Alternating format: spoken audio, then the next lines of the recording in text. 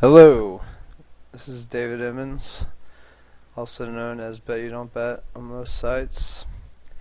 I will be making videos for tournamentpokeredge.com for this foreseeable future. I'm going to start today with a pretty much full day multi-table video. I'm going to play mostly on stars. I'm going to add in the 200 on Party Poker and the $162 Grand Prix on Poker Logo throughout the day. We're going to try to keep it around 4 tables. I've made one video previously. I thought it was pretty decent and funny, but there was definitely some distractions. I had a friend over here grinding and his girlfriend was here, and I was kind of also just trying it out, and there's some cool hands, and maybe it'll be produced later when we're all in, playing in Vegas or something, and there's not people to make videos. But I'm gonna give it a try again today and go for a little more professionalism and clarity, and try to basically just learn from my first. This guy 3X's. I'm gonna make a small 3-bet. I'm glad my HUD stats came up. And so I'm mentioning that just to say that, to remind myself that I can go over a lot of the same things. That video is in the trash bin, and just to tell y'all where I'm coming from. I'm sure I've played with a lot of you, and this site is all about online tournament poker and live little, I guess. But so that's what I'm going to bring you today. I tried to think of a schedule for this morning, Saturday morning of April the 14th. Yesterday was Friday the 13th. Tomorrow will be the 1-year anniversary of Black Friday. Twiddle-dee. I moved out here to Mexico after Las Vegas, or is that true? Yeah, I guess I don't know. Yeah, I guess I came here after the World Series last year, more or less. So here's one of the world's best scammies, and actually another one, pretty good player, Scott Clements. So that's a good start to have at your 22 rebuy action hour.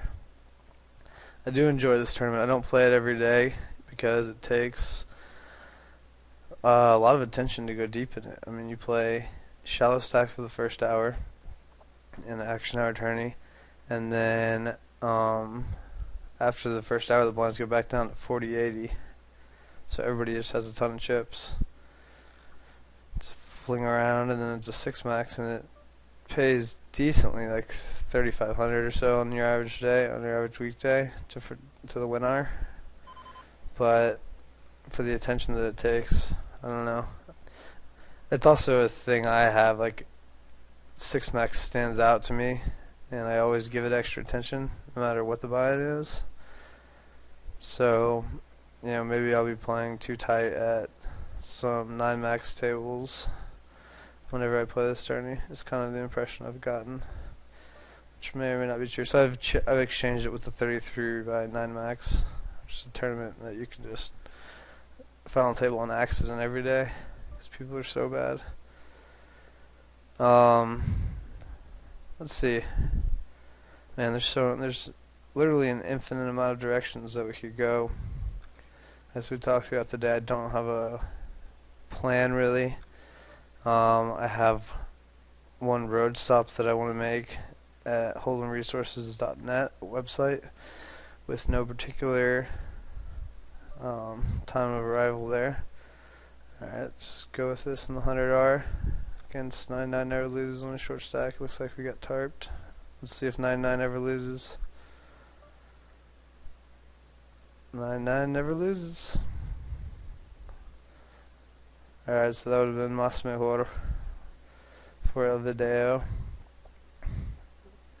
But no worries. We got a full day of poker ahead of us. And the number one thing that I'm probably even capable of teaching is attitude. I remember when I was learning the game from card runners videos, really, before I ever played for any significant amount of money. My roommate had a crappy laptop. We shared a back house to a house in Austin, and I would wait. I worked at a golf course, and I would wait for card runners video to come out every day, and then watch it twice. And I learned a ton, mostly from Taylor Cabby, and then from the pros he hired over the years. Just gonna show on how Freck here. He opens very wide. You know, you added on Stinger, then Action Jeff, and then Hastings, and I got into cash for a few years, so it was very, very useful to me. But it was not as much any particular ultimatum or spot. Sure, there's plenty of that. I think when X occurs, Y is probably true. You know, there's a lot of instances of cause and effect in poker. But the main thing that I got from those guys, especially Cabby and Stinger, was an outlook or an attitude that they brought. And I think the biggest thing to be taught is that, or to be learned, because it is learned. Part of it is your natural mentality. Your DNA. You're born. You know, there's a fine line to walk because you want to be competitive, of course. But you just can't tilt. You just can't. It's unacceptable. Tilt is any form of anger while playing the game of poker. That's how I define it. Anger is a sorry, one sec. Turn that up. I like to hear the beeps, even if you guys can't. Hopefully, hear them too loudly. All right. Anger is evolutionarily designed to lower IQ in times of battle, in times of flight or fight.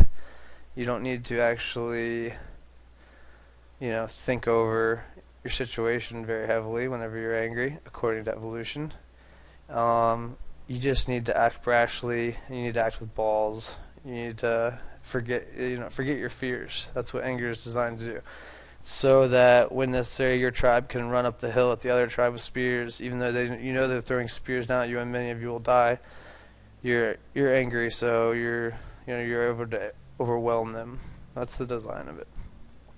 That is not what we want in poker whatsoever. It's totally a game for logic and deduction. So if there's one thing I can teach, and you'll see, and I'm not faking it, just you just never get mad. And there's arguments and counter arguments, and there's good players that tilt hard. There's people with a lot more money than me that tilt a lot harder. But I feel like, from my personal vantage point, whatever success I've had has been in large part due to staying chill. And no, I'm not talking about any specific hand up here or anything. That just, it was the first hand that I lost on video that I wish I had won. And that always invokes a small bit of emotion. But if you can be aware of that, keep it in check, then you'll be much better off.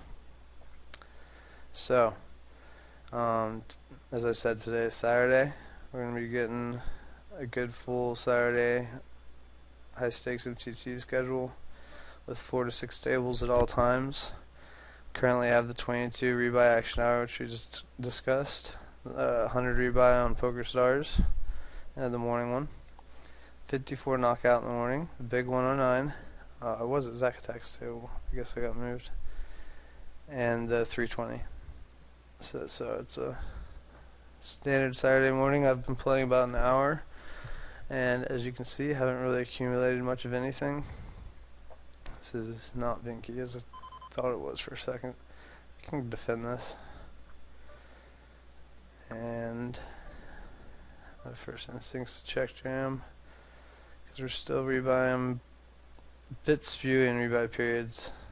I don't know why. I love to gamble and bluff and three barrel. I try not to, just stick it all in pre. It's clearly bad, but I amp my bluffing and chasing frequencies way up. And I'm trying to get that to a more optimal level because, I do spin more than your average jack in your average rebuy period. I'm in for the minimum in the 100R. Got it up to like 9, but then got ace king versus aces and kings. But I also come out with a lot of chip leads and a lot of big stacks that allow me to go deep in tourneys. I don't know, 55 rebound stars. I seem to be able to play really aggressively in the first hour with that and come out, in the top 10 chips with 13K or more. I don't know, every other day or something like that, and lots of chips sometimes. So there's definitely an ebb and a flow there. I think it's a strength, and then some of my friends would say it's like one of my biggest leaks. But I can see how both are true. So as we go, and I have no idea. I've never done this before, besides my one try a few days ago, which takes so long to upload. Still uploading. But after watching the first video, I realized I need to redo it with no one over.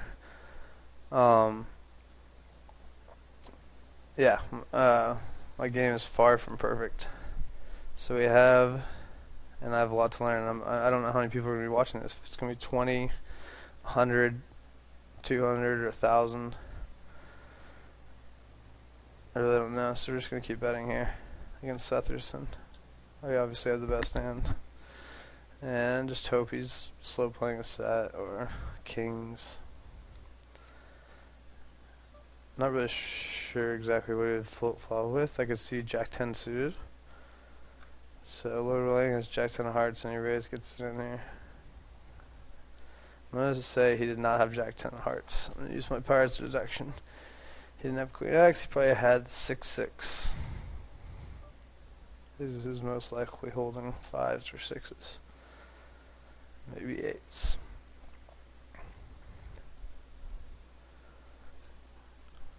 Yeah, probably some pair.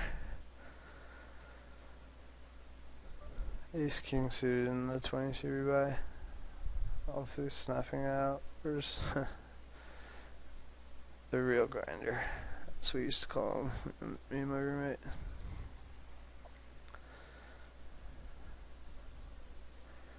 So we use things like HUDs, and let me mix this.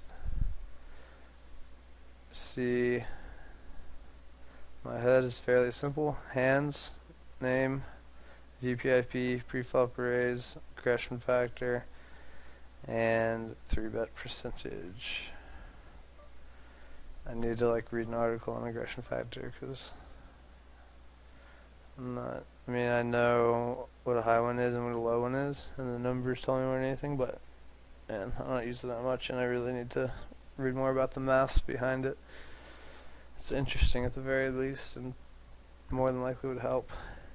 I need to figure out how relevant it really is anyway. How correlatory over how many hands, stuff like that. Alright, so you can see my HUD. Pretty simple. I use Hold Manager too. I usually remember to use it the first time I need it in the day. Somebody's opening and I have 14 bigs, almost in the money, and ace 10 suited, and I'm just like, oh, I wish I knew if they were loose. So I would know what to do. Yeah, they're very useful, the HUDs. So here we're still in the rebuy period. Make a wheel. Earthy tones. And I'm going to try to, I usually play a few, I usually play 8 to 12 tables throughout the day. Kind of tight full there. He's tight. But I'm going to try to keep it lower today and keep minimal tables off screen. And if I do get a fun pot and an off screen table, then I'll bring it on. Because this area represents maybe a quarter of my monitor. I have 30 inch. and so that's a tiny bit tedious. But no big deal. I feel like I shouldn't even be complaining about it because I complained about it in my quote-unquote first video, but this is my first video as far as your reality is concerned. So we're going to go over Nash stuff again, like I said, on holding resources. I've talked to Diego some about that. It sounds like that will be the most immediately useful thing to be taught. I'm going to wait until we get a spot where I'm not sure, and then do that.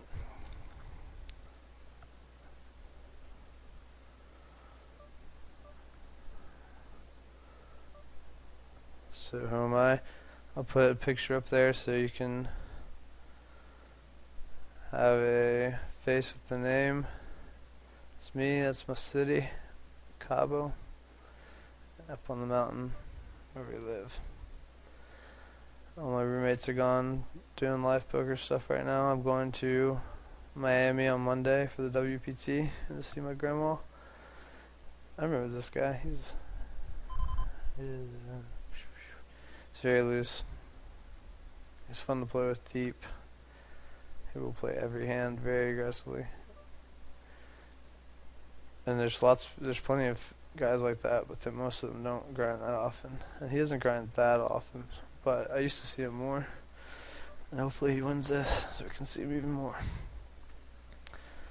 Alright, so holding resources. Here's the site. If you're not familiar with it, like highly familiar with it, then you need to go ahead and go there. Click on that, click on Sit and Go, click on Nash. And I'll do the same. Calculate in your hand.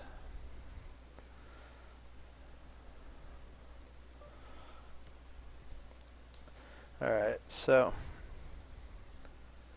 could talk some about it now.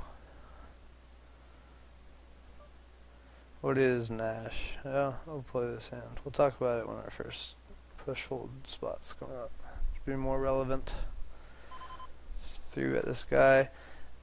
You know, deep in the MTT, there's a big difference. He wouldn't be 3xing in the first place, I'm sure. I mean, I never really 3x personally, but I don't think it's bad for him to do it from this spot with us being as deep as we are around the table with no ante. I'd still rather 2.5 in his seat.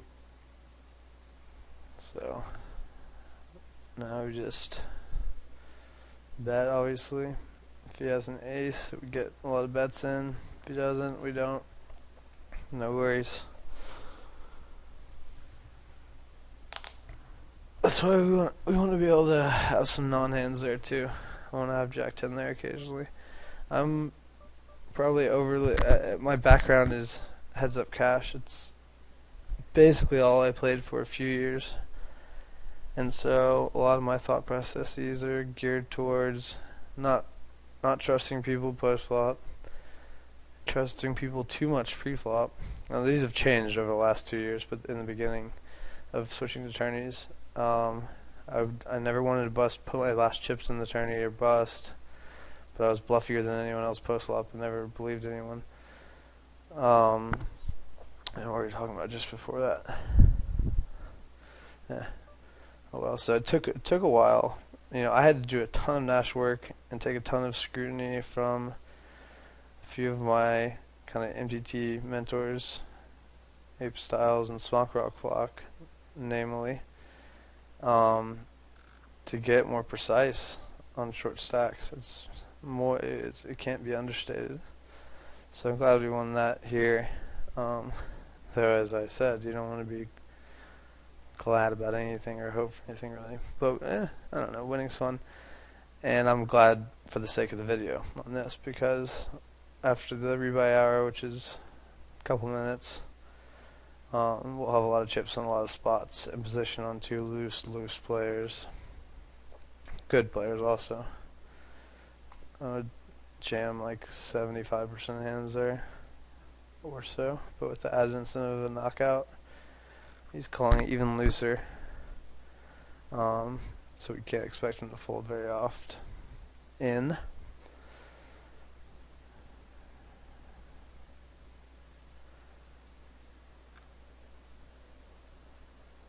So the big 109, definitely one of my favorite daily tourneys. As I was mentioning, so is, or maybe I wasn't mentioning, but this is probably my very favorite daily tournament. Kind of stinks that it's so early because when I bust it, it can put me in a Debbie Downer mood. Not really, but I don't like busting it because it's awesome. I had maybe my coolest week of poker 2 weeks ago, but I won this tournament 3 times, and obviously there's a lot of luck involved in that, but it still felt good. And yeah, lots of luck. I mean, I remember a lot. This is McLean Carr, by the way. This is Telks. Couple of piece. I think I'm just gonna jam this guy since he made it so big. It doesn't seem like he's folding much. No, it's not folded. Still don't think there's much wiggle room there. That's my. What did I have? 22 big ones. Start the hand or something. Yeah. He almost 3x'd it. This is my buddy who lives down the hill, Nick. This is McLean, obviously. This is some dude. Watch it. I don't know, man. I get names confused a lot. Alright, so our first kind of HUD spot. And we see this guy is 3-betting quite often. So much so that we're just going to pile this hand and immerse him. It's not very many hands, but he came out, he's showing it off. That he brought out the big bat. So we're not surprised to see him 3-bet fold to us. He's trying to make chips. At the end of the rebuy period, he's trying to 3-bet and c-bet. Hit hands, so we're just not going to allow him that luxury. By peeling there. Yeah, basically I just didn't trust him in the first place. This was not a knockout once again. Knockout adds people's incentive to call you, and it decreases the value of chips, I think, on a relative scale at the very least. Because you don't get paid out as much, that money's taken out of the prize pool. You lose value throughout a knockout. Yes, I think that is true. But I mean, it would be like a bottom of the range shove otherwise, I do believe. And so here in action hours, the blinds will go back down. I'm sure most of you are familiar. Scoop's gonna have a few action hour events, so those will be fun, like a 500 rebuy action hour. That's gonna be crazy. Yeah, I'll probably end up not playing the whole first hour of that one. Try to take it easy. Cause you can come in with just 7,000 at 4080. It's almost 100 bigs. Like, all these guys are fine as long as they remember to add on. But yeah, we did run it up a little that first hour. We're gonna have a lot of chips. And we're hanging on in the 100R. That's the week that I won it thrice. I never had many chips to start it. I actually woke up. Smock would wake me up right before it started. I mean right before it stopped dredging. 10 minutes before the rebuy period, and we would just lug into it. And then, it's a good structured tournament, and I would get a few good spots here or there, pick up a hand, and then before you know it, 25K, I'm nearing the money, just running out. And then one day I had like 28,000 at the end of the rebuy. This is like 2 days ago, and I ended up bubbling it. So, you get paid in tournaments, and hopefully we'll discuss this when we go deep a few tournaments today. But you get paid for the place you finish in, and nothing else. Nothing else. This guy's not making any money right now. Now I know that chips are worth a certain amount they have value. So I'm not trying to totally neglect that, but it's more of a premise that we want to be aware of, that we're not getting paid until we get eliminated, or until everybody else is eliminated and we're the last man left. So yeah, not to get carried away with, it's a leak I have. Once I get the chip lead, it's probably sometimes deadly for me in the tournament, because if I lose it, I try to reacquire it, just because it's online poker and you can be silly and watch everybody stack at the same time, which is really fun. But it's like leaderboard watching golf on a Saturday, and for the PGA fans out there. It does more to distract you than anything else, and when really you should just be playing your A game and not worrying about it. So I've gotten better at that over time, and I do grind hard, play almost every day. This looks like a fold at first glance. 3-betting hardly at all, not many hands. Let's see. Oh yeah, 722 hands. Sorry, I had to lean up to see that. Yeah, so it looks like a fold. No problem. This guy has been opening a little bit and kind of big sizing, but that just looks like a big hand. I think that's Wilson.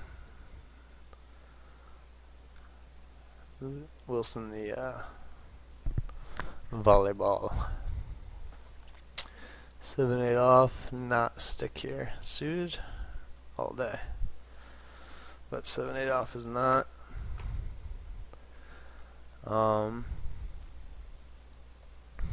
Yeah, so what's up with you guys? It's all about the customer, so I'm gonna be all about the comments and improvement, and figuring out what I'm doing here, because I am a novice at this, but it's something that I talk a lot of poker with friends. There's about 30 of us poker players living in Cabo, and we're obviously all, for the most part, obsessed with the game. So I talk a lot of poker with friends. I live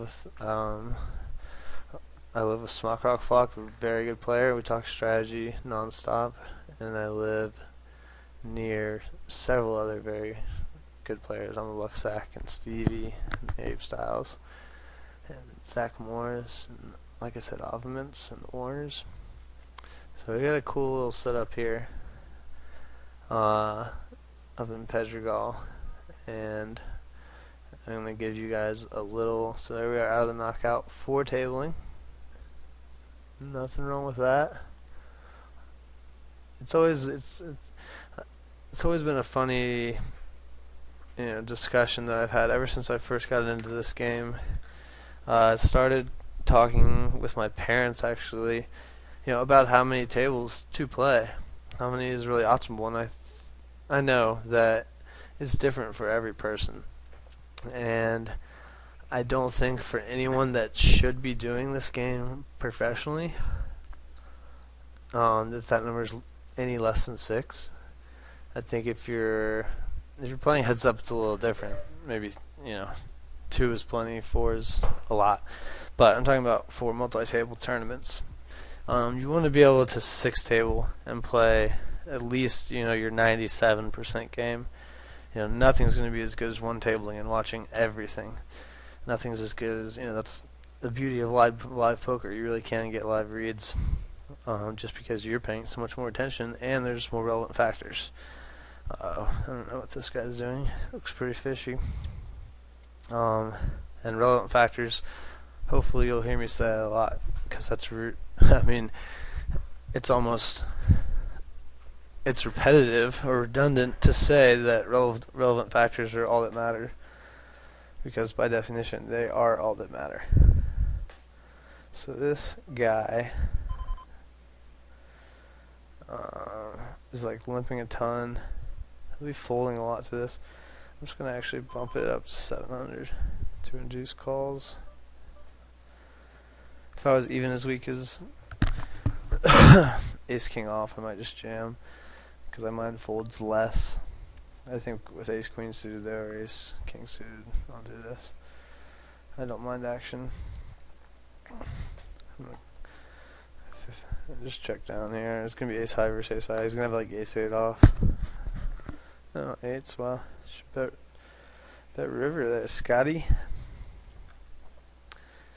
He a good dude. He's what I aspire to do. I'll last longer with him in the 8 game and then busted right away in LA like a champ. So he lent folds as you might expect from his 56-22 stats. I should discuss those when I was making the raise. I just assumed that these would stick out to everybody else as much as me, even over just a few hands.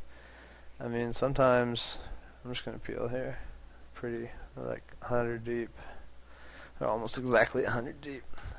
So it plays a little bit more like a cash hand. It's fairly nitty stats. I'm gonna check call his flop most of the time, assuming he puts a regular bet out there. Yes, indeedy. I'm gonna check call this turn. Min raise here. Kind of here we have a bit of murder's row, but this guy's needs to be marked by me as a fish. I got a nice easy value bet over here. Make it kind of large, hoping everything 8s through jacks are gonna call. I mean, that's not the best river for them to call on, but they still can. And don't see how he could raise really. Just expect him to fold or call most of the time. If he did raise, it's always a good thing to think about. The first and only article I ever wrote about poker was about river check raises, and just raises in general. Like if he had raised my bet there, you know, it's not check raise, but it's a river raise over my strong slash potentially floating line. I will be floating there. I'll be, you know, I'll have king 10 suited instead of ace queen suited. I'll float 3-bet and I'll check call. You'll see me. Oh yeah, we'll do that today. We'll total float. We love doing that because it does. He folds that river quite a bit, and if I wanted to fold those pairs, I can adjust my. I can go ahead and bet bigger and get him to fold the pairs I wanted to fold instead of trying to bet. I still bet kind of big. I bet like 1440 into 2000, so it's still pretty big. 2200, but yeah, I can bet 1680 there and get. I don't know. I might look bluffier to him. It's hard to tell. But we'll talk some about that. Just trying to get in all the chips slowly against Emmons. Our hands nutted. 1100, sir. This is my sexy buddy Nick. Lives just down the road, as I was discussing. So now I start clicking feverishly in the bottom right. I'm waiting for the jam from ace 10. Doesn't come. Good boy. I'm thinking this guy's fishy too. He seems fishy nitty.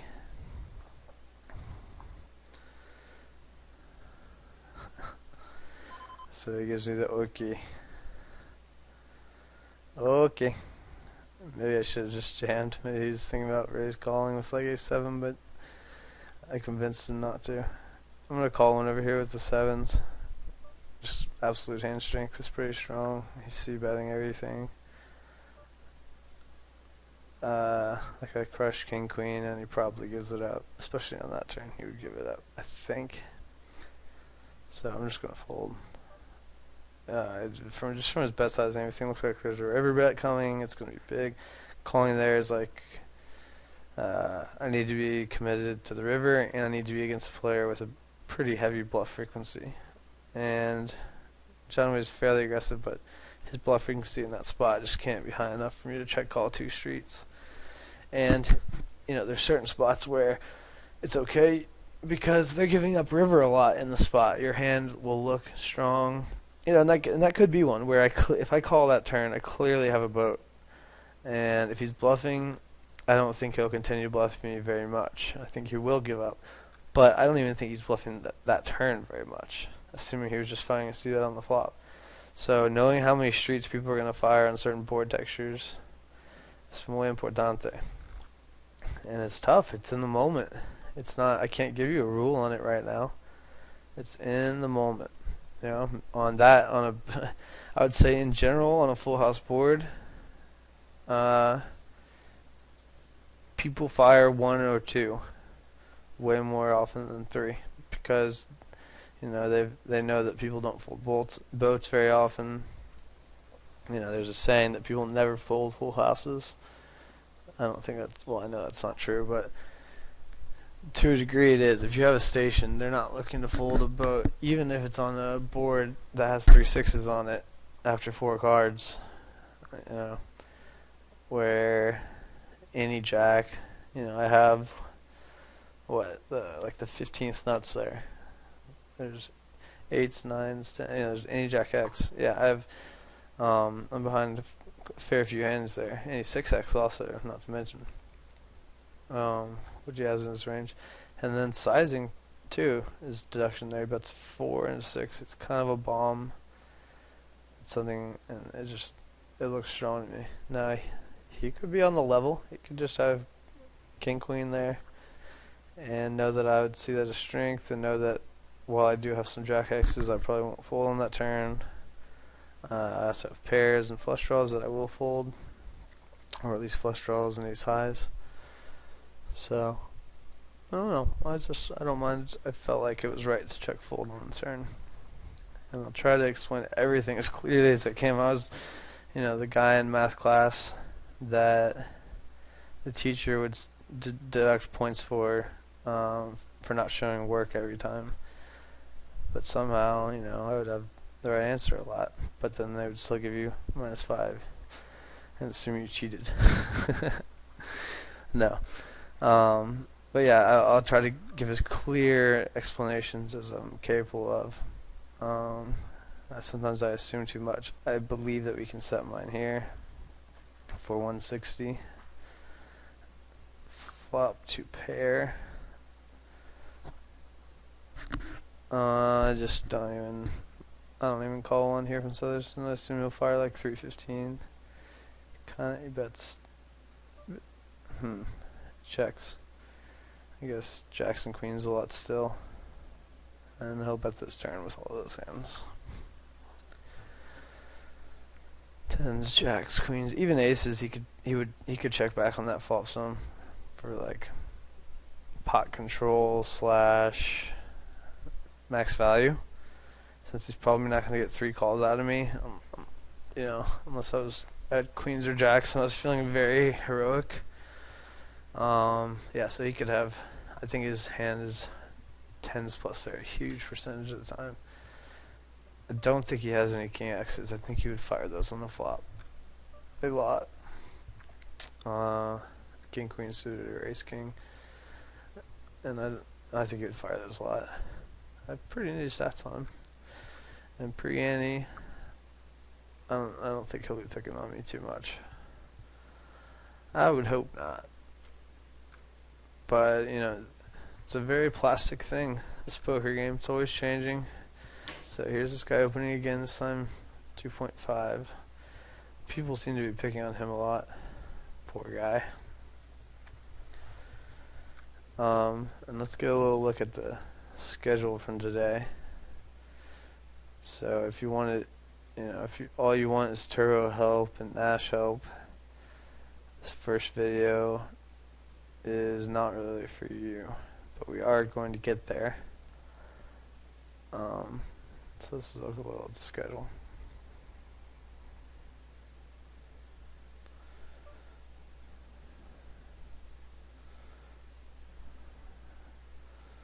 Stars, lags. Big 109, we'll just min raise ace king under the gun.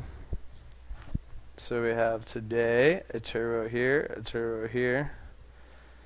So here, about an hour we'll be getting hopefully lots of push fold spots.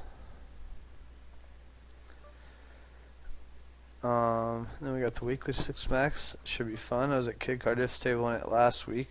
That's the first time I attempted to make a video, but it was short-lived. I mean, I was just testing it out really then. And I did it because he popped up at my table. We both had a lot of chips. And so I thought we'd have some fun. And he did. He bluffed and showed. So that video may not air, but I will give him his I'll still let y'all know that. He bluffed, and I said, show for the video, and he did. And I said on the hand, I had king queen. I raised UTG. He called. Another guy called defended from the blinds. He was UTG +1, and then he raised my c bet on like king 3-4 with 9-10, and I called. Turn completed the flush, which there's 2 clubs on the flop. Check check. River ace. Oh no, sorry. The turn was brick, like deuce of hearts. Check check. Turn ace. River ace of clubs. So like the worst river, and I check folded, and he showed me 9-10 of spades when I said show for the video. And he played a very convincing line. It just looked like he either got there or was there. And I said, he may, there's a good chance he's trying to get me to fold a king here on this river. Like he raised flop as a bluff, then he's gonna give up. But then that river came, and he's just because he fired like 70, 800 into like 11K. That's a good bet. And I folded and he showed. So yeah, I'll give y'all the HH from that at the very minimum. Since you may not get to see it. I kind of just like barreling against this guy. People fold turn a lot. This turn like connects pretty well with this board. And he'll still fold. There you go. Yeah. People fold turn so much. Yeah, I guess it's hard not to fold turn because people struggle. Play a lot of heads up cash. You learn that's not the street to fold. If somebody 3-bets and fires flop, and you start folding turn every time they fire it, they'll pick up on that so quick and they'll win so many chips if you're going to be playing very loose on the flop, like a lot of people do, and then very tight on the turn. It's got to be the biggest exploitive weakness that I find in MTTs as a whole. And man, I fire turn a lot.